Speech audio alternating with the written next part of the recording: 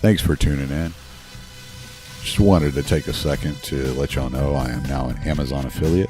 So any shopping you plan on doing through Amazon, visit strangerencounterspodcast.com and go through the affiliate link. If you prefer, you can donate at Patreon. You can go to patreon.com/Thomas D. Salmons and you can donate. Help keep the show up and running. Thanks.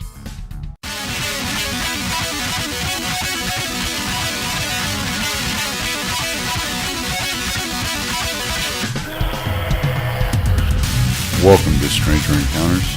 I am Tommy Salmons. Joining me today is Michael Harris. We are going to break out the first ever figures of history as we discuss Murray Rothbard. Be sure to stay tuned all the way through the end as we have guest commentary from Pete Raymond, Scott Horton, and Sherry Voluntary. I hope y'all enjoy. So we're here with Michael Harris, and we're going to talk about Murray Rothbard and his experiences with Murray Rothbard and just what kind of guy Murray Rothbard was and how his teachings have affected Michael's life and touched so many others. How you doing, Michael? I'm doing well. So you had told me the first time we talked that, I'm going to see if I can get this right, that Murray Rothbard was a teddy bear in person and a bear on the page. It was something of that nature. I tell people he was basically, he was a grizzly bear in print and he was a teddy bear in person, was the way I describe it. And, I met Murray Rothbard. I was studying at University of Nevada, Las Vegas. I won't bore your audience with how a country boy like me wound up in Las Vegas, Nevada in the early 90s, but I was a history major. And one of my professors was, he considered himself a classical liberal, and he got fired. And so I was part of a movement to see if there was anything to do about it, and he wanted me to eat some economics students. This was during the summertime. I believe it was 1993. And so I was getting to know some of these economics students. They kept talking about Hans and Murray, and Murray Rothbard, and I was like, who is this Murray Rothbard y'all keep talking about? Like, oh, let us introduce you to Murray Rothbard. So they gave me some of the essays that he wrote, and it just totally blew my mind. I mean, it's kind of like I cannot believe this. It's like something I've been looking for, explanations of things that just made perfect sense. And like I said, I just couldn't get enough of it. So they just kept giving me more and more stuff to read. And as things wound out, I actually graduated with my history degree that summer. But I was planning on taking the law school admission test. I really didn't know what I wanted to do after I graduate. Didn't know if I wanted to go to law school or, stick with history or what. But I was really looking forward to actually meeting Murray Rothbard when he came back to Las Vegas. And so one of his students said, hey, this is when his class is in. So I showed up at the first lecture, and I was expecting this just human grizzly bear to walk in the room and just totally dominate. And this sweet little man walks in the room. And the first time I saw him, I thought, well, he must be the janitor. But he got in front of us, and he started talking. And I looked at my friend's name was Scott Kajar, like, is that him? They go, yep, that's him. And I'm like, oh my God, I couldn't believe it. But he was so different in person than he was in print. It's really hard to describe. He just really come across as this.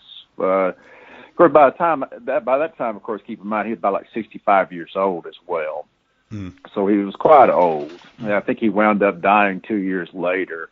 But he was definitely the most brilliant person I ever met in my entire life.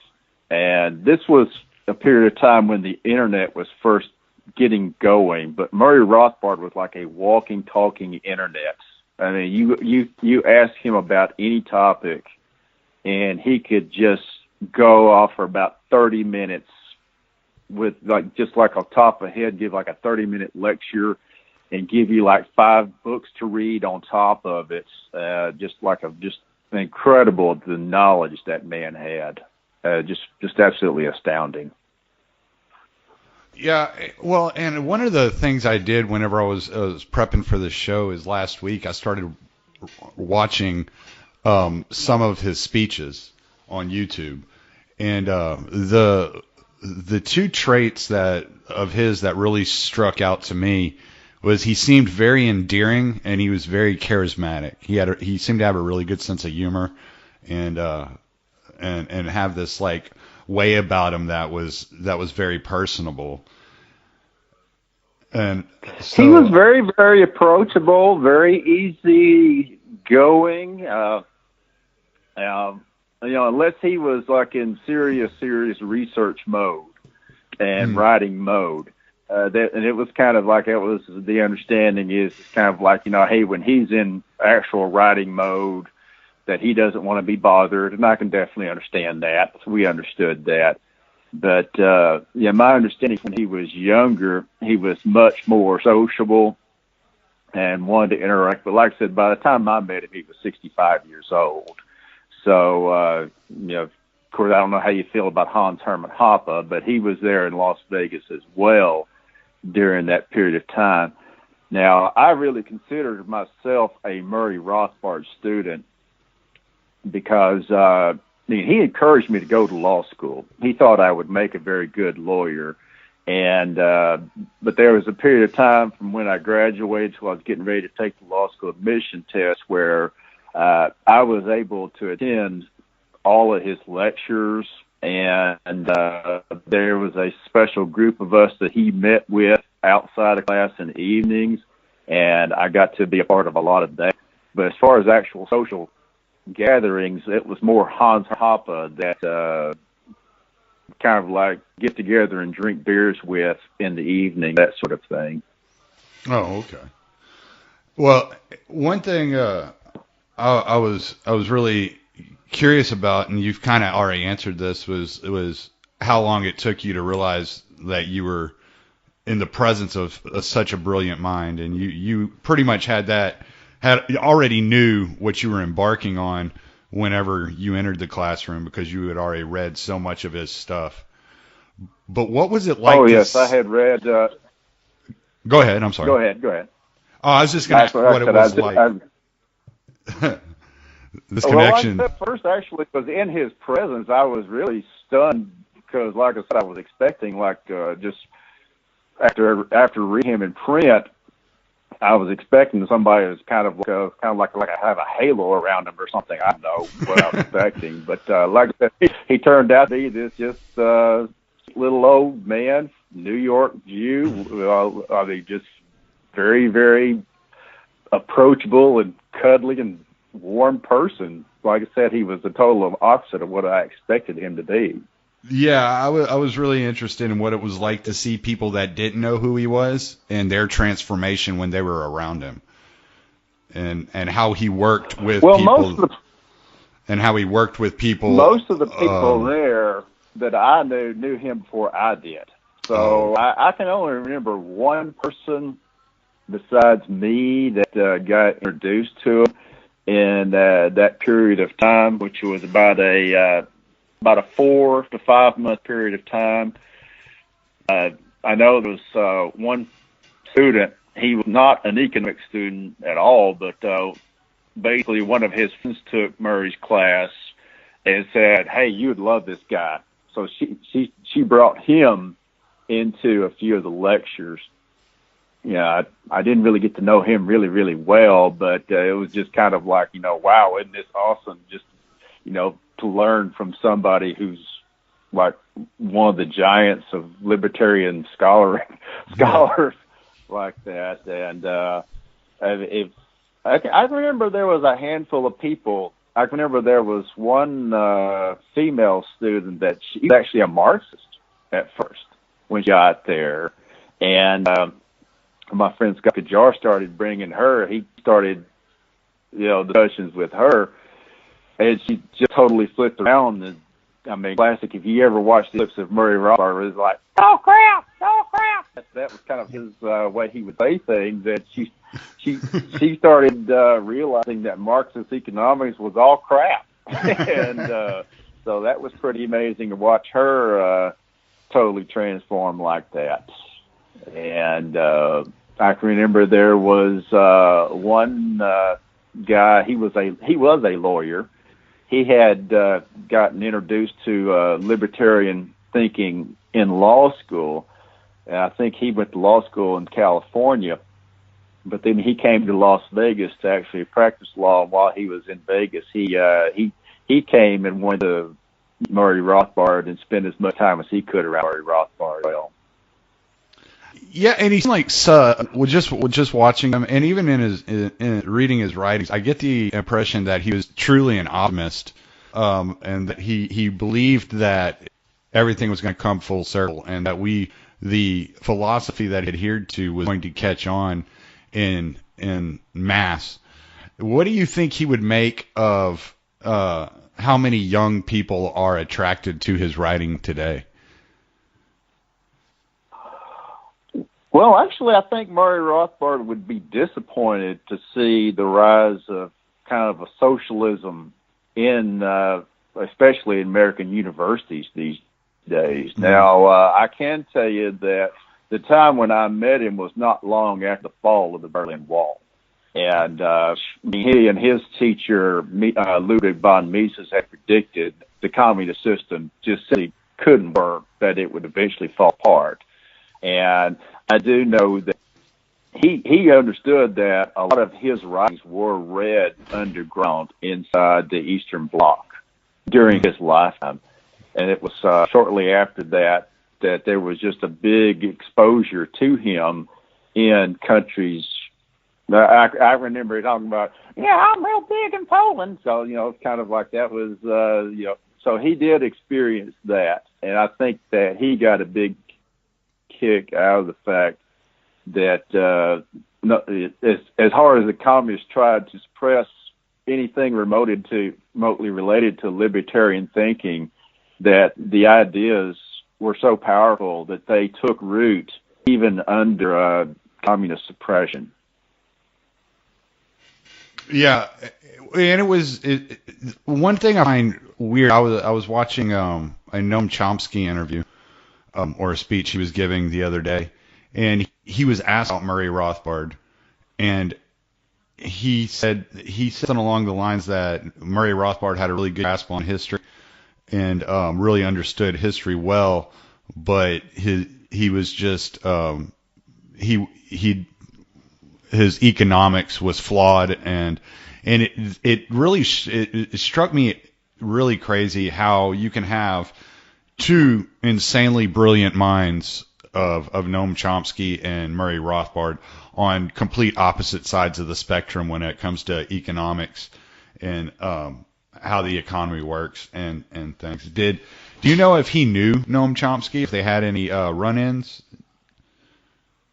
Not that I'm aware of. I knew that Murray knew a lot of people in the. I knew he did know Ayn Rand, or Ayn Rand, I think it's the way her name's pronounced, and a lot of the people who were connected to Ayn Rand.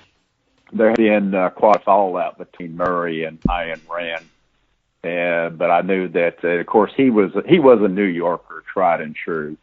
There's no doubt that. Kind of an odd situation how he wound up in Las Vegas of all places, because he was such a New Yorker. It was incredible. As far as Noam Chomsky, his history, and one of his best works actually I felt like was Conceived in Liberty, kind of U.S. economic history. And that was the thing that Murray used to talk about. He called it Rothbard's law. He said economists always focus on whatever they're worst at. And so I asked him, it's kind of like, well, does Rothbard's law apply to Murray Rothbard? And he goes, certainly. That's why I specialize in nothing. So, that was just classic Murray. He just studied all kinds of things, all kinds of people. So it wouldn't surprise me one bit that Noam Chomsky and Murray Rothbard would have met and had a conversation. Yeah, I was watching on one of his videos of Murray's speeches. He was commenting how he was in a conversation about something, and one of the guys piped up and said, "Well, that's not very Rothbardian of you." and he goes, "The guy didn't know who I was," and I was shocked. I was a little shocked at first and taken aback. I was almost insulted, but then I realized it's a good thing. If they don't even know like where the ideas of Rothbardianism like began, and so the message has grown bigger than just me as a person and an individual, and I thought that was really pretty funny because he seemed to get kind of a kick out of it. Well, probably that person who made that comment was like me at first, that had read so much of his work and expected him to be like some kind of like a Titanic figure. And then you always listen to this sweet little old man. It's hard to kind of match that image up with, like I said, he was a grizzly bear in print and he was a teddy bear in person. That's who Murray was. Yeah. And sometimes it was hard to reconcile the two people could be the same. Yeah, I understand. What I've been thinking a lot about lately too is I'm reading For a New Liberty about, I don't know, I guess about halfway done with it, and one of the things that I keep thinking about is I wonder how he would approach his classes if he were teaching today. Like with the way that the political, just how politics are in today's world, because I know there's within the Rothbardian sphere of philosophy, there's a lot of different views on things. Like you'll hear some people, just as an example, some people are extremely pro-choice and some people are extremely pro-life, and they both sides of that argument kind of have this really nuanced philosophical argument behind why they are, on either position. I know I'd heard Rothbard at one point in one of the speeches say he was pro-choice, and I don't know if that changed as time went on. But I'm really interested in what he would think, like what he would thought of Barack Obama and what he think of Donald Trump. But what would be your take on where Murray would come down on the last two presidents? Well, I do want to address the whole abortion issue real quick, if you don't mind. Sure, Murray certainly. Murray and Ron Paul were very, very close, and I can tell you that Murray Rothbard had a lot of respect for Ron Paul. He said Ron Paul was probably the best candidate the Libertarian Party was ever going to have for president. Mm-hmm. But ironically, Murray was pro-choice and Ron Paul was pro-life. So that did not interfere with his feelings for Ron Paul in any shape or fashion.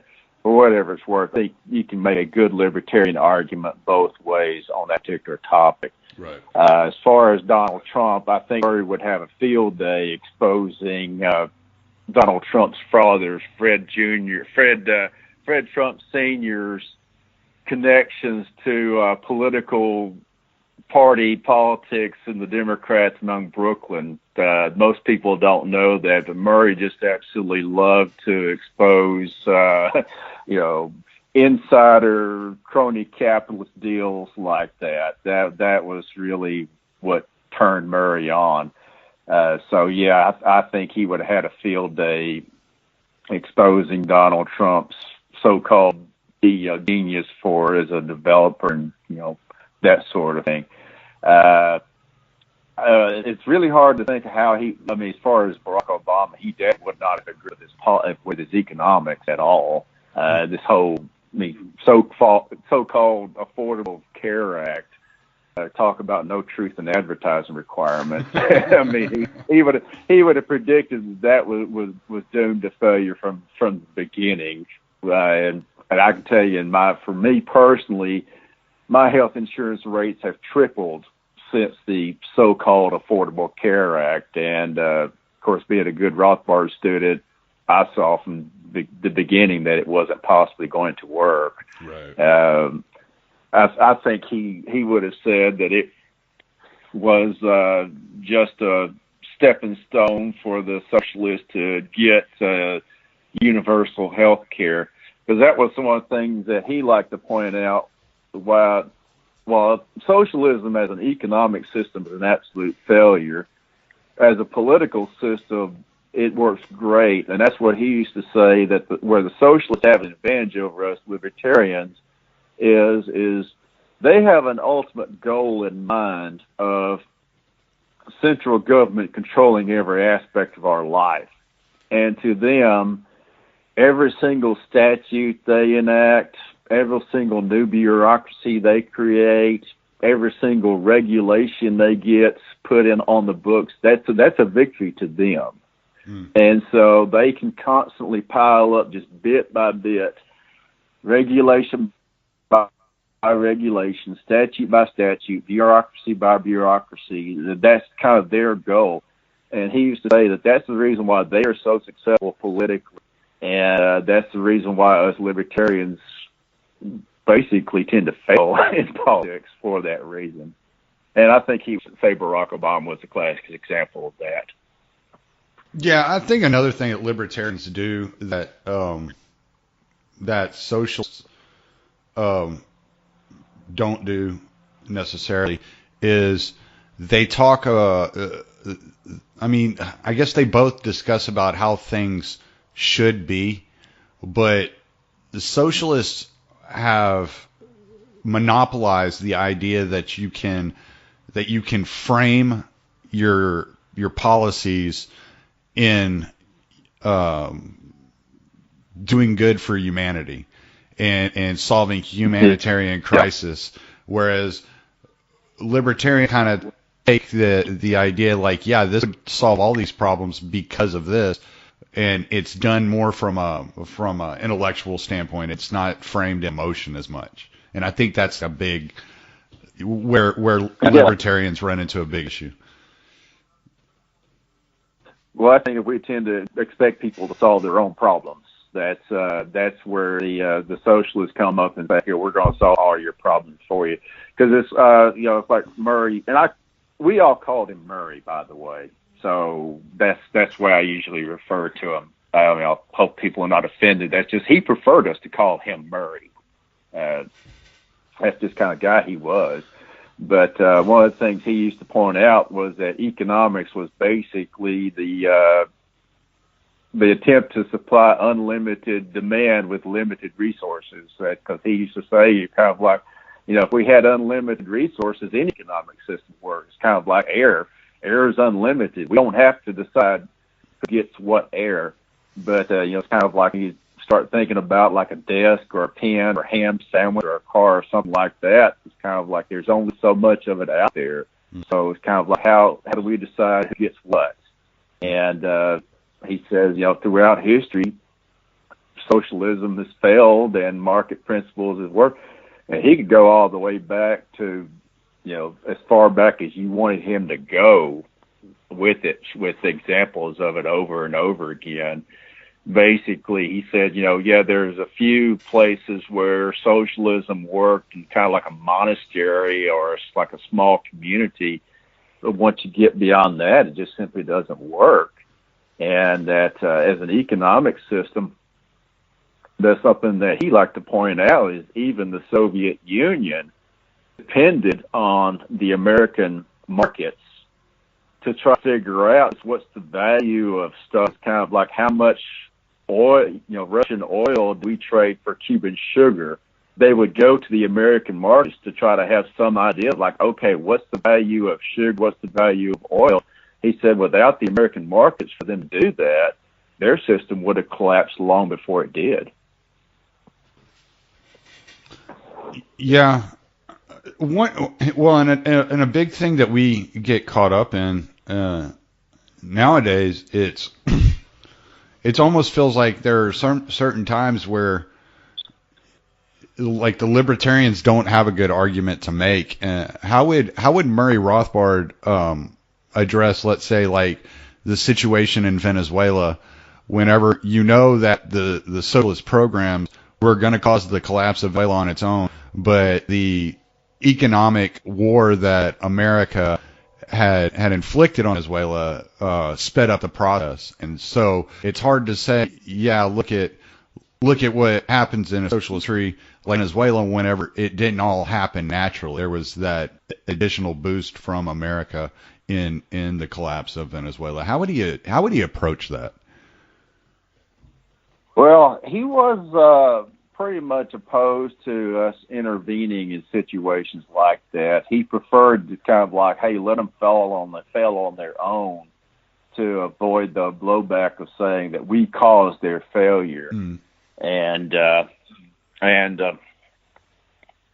can tell you that he was opposed to the Vietnam War, right? And he was very much opposed to, especially the draft. That was the thing that I think that, you know, back in the 60s they called it the New Left, and not a lot of the New Left people really liked Murray Rothbard because he was very early on opposed to the Vietnam War in general and the draft in particular. So he did not like to see was opposed to a lot of intervening, and he loved to point out that a lot of the people who were pushing for the U.S. government to intervene, they wound up getting like sweetheart economic deals, like after they left government, or their friends and cronies got big economic deals. He loved to research and expose that. Yeah.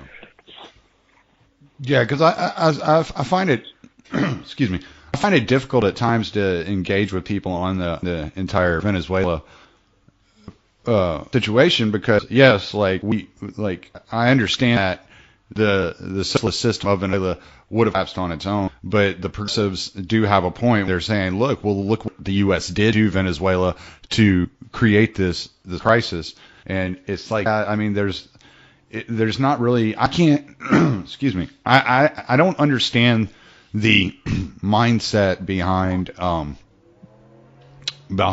interventionism, and other than just another way of making money. And I think Murray, you know, was able to encompass that and write about that pretty succinctly in what I've read of his. Now, when it Yeah, I'll tell you that he did.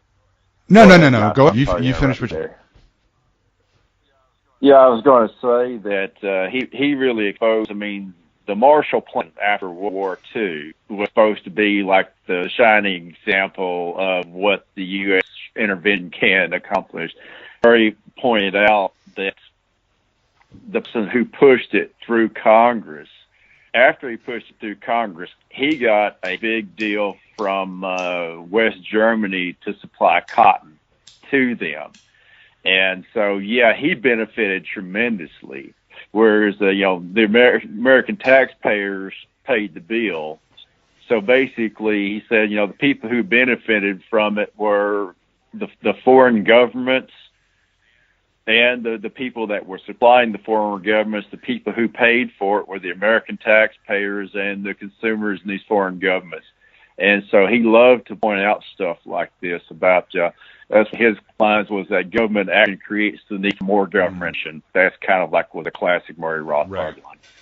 And he would show that over and over again. And his arguments were so clear, you just really couldn't argue with him hardly, because he was also the master of figuring out what other people were going to say to criticize him and kind of cutting legs out from under before they ever got a chance to talk to him. So, yeah, that was another classic Murray tactic. Well, and he seemed to take great pains to be consistent, and I think that's one of the most attractive things about his teachings, his writings, is it's like he felt like almost like he had to be consistent across the board no matter what he was talking about, and I really like that. I also like the way that he get into history, which I've really found here in the last few years just a desire to learn as much about history as possible. And so that's one of my favorite things is when he's digging into history. I'm still haven't gotten into the book that was released last year, The Progressive Era, but that's one of the next books I'll be reading here this year, and I'm really interested in his take on that. Well, I really encourage you to pick up Conceived in Liberty. That's really the kind of like for U.S. economic history, his Conceived in Liberty, and he loved to go back and talk about the founding of the United States of America, about what motivated the Puritans in New England versus what motivated the Cavaliers in California. And he would go into great details about that. And the thing that really amazed me, he did all this off the top of his head. He could just off for like an hour-long lecture, just off the top of his head, no notes whatsoever. You could just ask him, what do you think about, like Custer, and he could go 30 minutes talk about George Armstrong Custer and give you like 5 books to read, on top of it when it was over with. And he'd do it all off the top of his head. They're like no notes or nothing, like no preparation. That was what really would blow my mind. Walking encyclopedia, like you said, the walking internet. He was. He was a walking internet. He really, truly was. The libertarians should start their own search engine and name it Rothbard. Okay. You can have Rothbard competing with Google.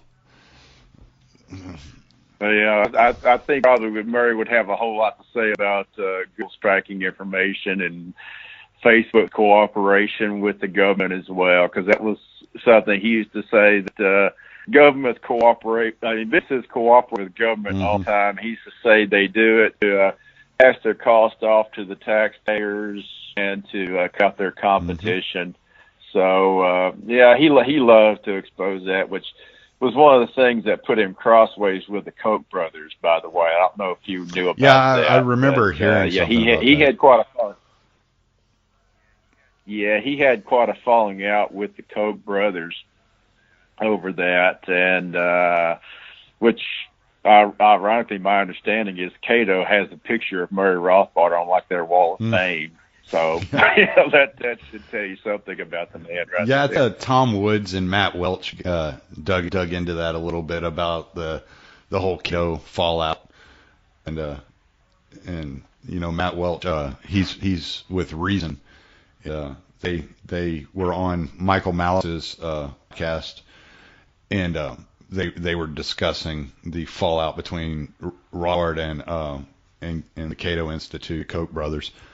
And there's a lot of that at Reason too. Reason like kind of frowns upon the Mises Institute, and doesn't really take people in the Mises Institute real seriously. Yes, libertarians, we seem to do an excellent job of basically attacking each other. So that's I think Murray used to say that our movement suffered from an excess of self-esteem. So that's definitely a libertarian trait. Yeah. Oh, I was going somewhere. I kind of lost my train of thought because we went off a little bit. Do you have any? No, it's all right. Do you have any stories that, like, any specific stories that really stand out about Robert? And I know you didn't. He wasn't the one going out drinking with y'all, but I know you were around him at least for a full year. So, what stories really stick out about Rothbard? Well, I can tell you that one in particular, when he first, explained the whole Hegelian dialectic to me, and I thought, this is some kind of crazy thing about how the Hegelian dialectic was what motivated a lot of progressive era. Mm-hmm. And I thought, who in the world could believe that garbage? Kind of like, what kind of nutcases believe that? But then I watched an interview of Mario Cuomo on Larry King Live, and it's just kind of like, oh my God, it's dialectic. It's the Hegelian dialectic. And I asked Murray Rothbard about it. and he went on a classic part. He went on about a 30-minute off the cuff lecture about Mario Cuomo and what schools he went to, what professors he studied under, and it just, just classic Murray. But that one was the one that stood out to me. And I remember when I asked him about his teacher, Ludwig von Mises, I can remember him talking how fond he was of his teacher, Ludwig von Mises. That definitely was something I remembered a lot about. Those are kind of the main things that that really kind of stuck in my mind.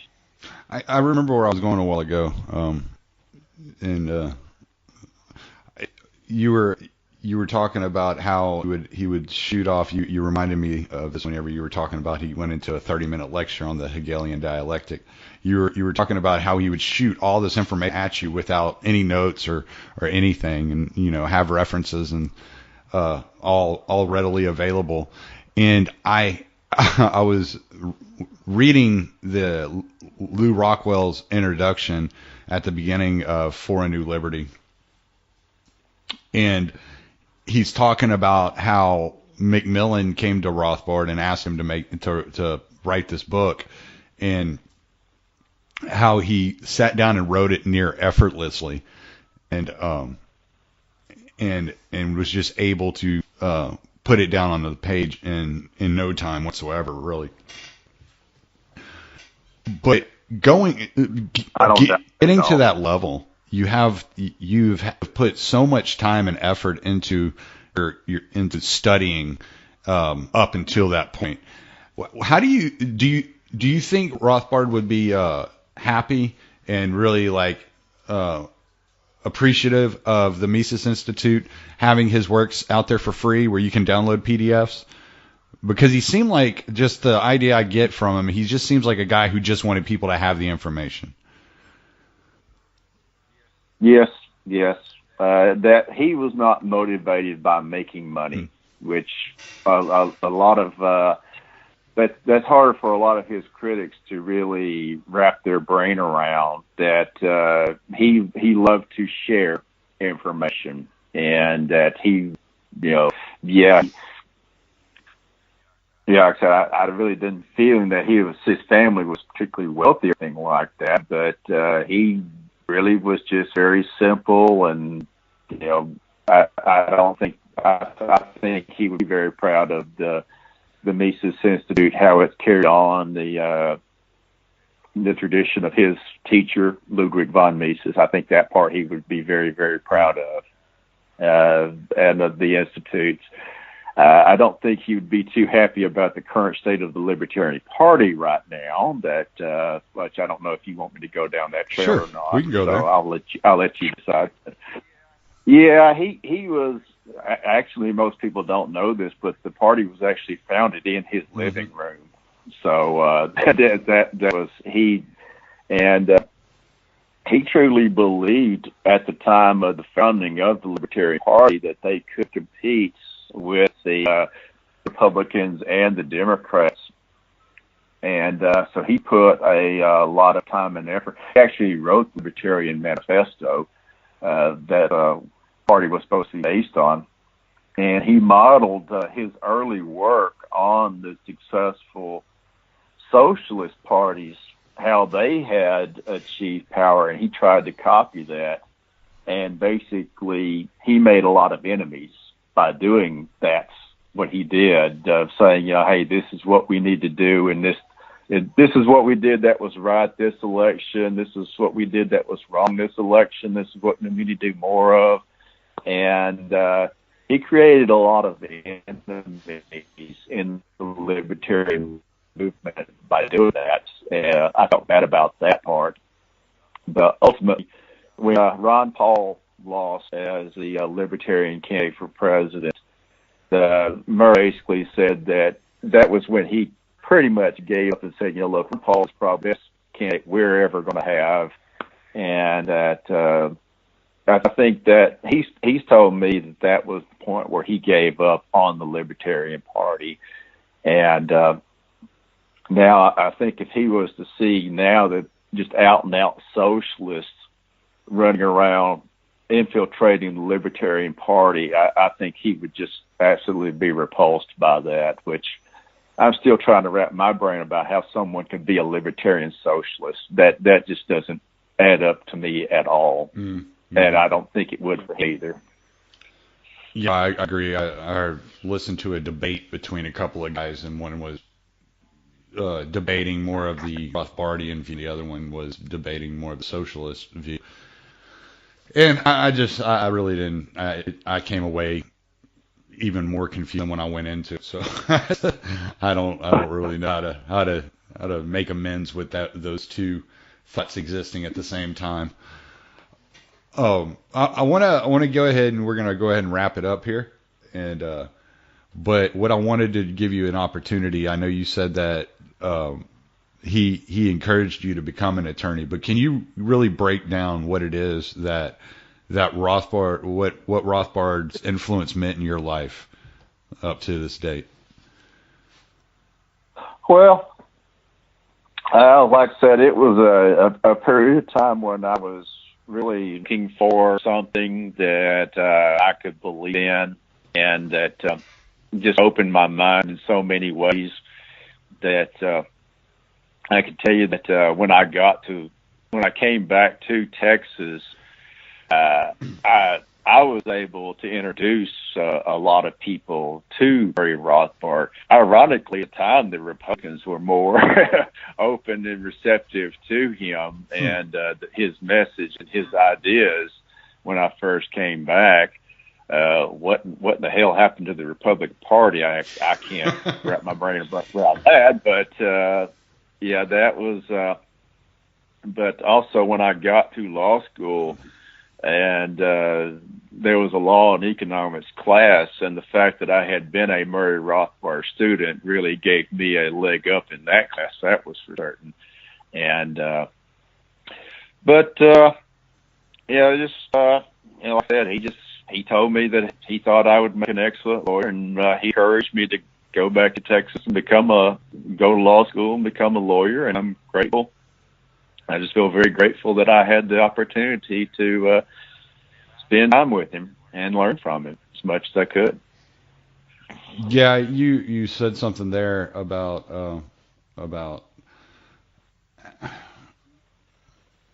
the idea that I'm losing my train of thought again.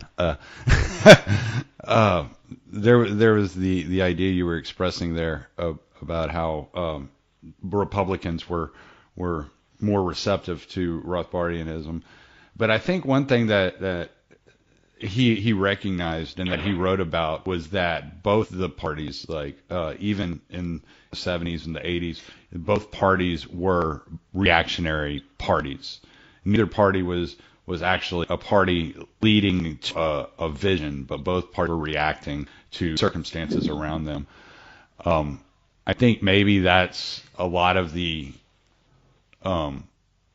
influx that you see of socialism into modern society and into the today's politic is the idea that they're actually like producing a vision, and they're not where it is reactionary, but it's producing a new vision and suggesting that it's reacting to America's history and changing America for the future. And I think libertarianism is really hard for people who want to react to the things going on around them, because it's a suggestion that no, like when you react like that, you're creating another problem, and that you're taking liberty away from somebody. And I think Murray Rothbard did a really good job of expressing exactly how libertarianism was not reactionary and how libertarianism was to set a vision for the future that was a vision of freedom and liberty for every man. Yeah, he was great at pointing out that these people, they come up with something that the government's going to come in and solve problems. And he was excellent at showing of like, no, the government's going to be creating more problems That's like I said, one of his classic lines: "The government action creates the need for more government action." That really sums up Murray Rothbard in one sentence. I mean, that's really, if I sum up Murray Rothbard in one sentence, that would be it. Well, all right, man. We're gonna leave it there, and we might get a chance to do this when people comment. We might do this again when people comment, and we'll look back. Maybe some more questions will come through from some of the listeners, and they'll have some ideas of things they want to talk to you about or they want to hear from you about, and we'll just keep doing this until we get all this information out there, because I think Murray Rothbard was truly influential, and he was a true hero to freedom and liberty. That he was. All right. Well, thank you very much. All right. I appreciate you, Michael. We'll talk to you later. All right. Bye-bye. Bye-bye. Given that Murray Rothbard has meant so much to libertarianism, the philosophy, the economics, the history, and he's touched so many lives around the world through his writings and his presence and his thinking, I thought it was only appropriate that I give other libertarians a chance to speak. Hey, this is Pete Raymond, the artist formerly known as Mance Raider. When I think of Murray Rothbard, I think of one quote: "No action can be virtuous unless it is freely chosen." And as somebody who considers himself a voluntarist or a voluntarist, above everything, above an anarcho-capitalist, above a libertarian, Murray Rothbard's quote means everything to me. It is the essence of our existence. If we are forced to interact with people, organizations, anyone that we don't choose to, we are slaves. Murray understood that. And that's what Murray taught me. Just reading his books, reading For a New Liberty. That is the overarching theme in everything that I've ever studied for Murray. So whenever anybody asks me what Murray's huge influence was, I remind them of this quote: "No action can be virtuous unless it is freely chosen." I really wish I would have got a chance to meet the man.